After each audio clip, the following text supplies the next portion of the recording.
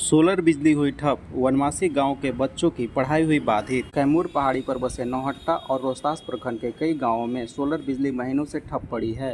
रोहतासगढ़ पीपरडी पंचायत के दर्जनों गांवों में अंधेरे का संकट गहराता जा रहा है। सबसे ज्यादा असर बच्चों की पढ़ाई पर पड़ रहा है। नागाटोली गांव में बच्चे रात में स्ट्रीट लाइट के नीचे बैठकर पढ़ाई करने को मजबूर हैं।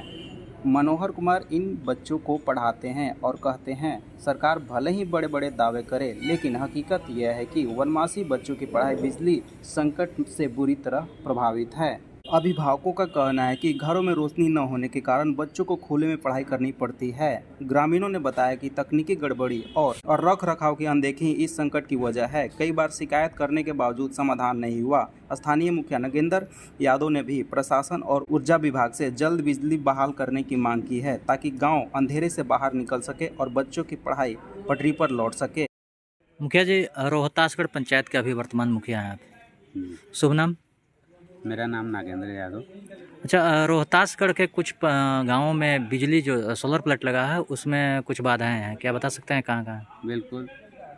जब हमारे यहाँ सोलर प्लांट लगा था तो हर गांव में सोलर प्लांट से ही बिजली सप्लाई दिया गया था, लेकिन लगभग 2 वर्षों से हर गांव में बिजली की स्थिति खराब चल रही है।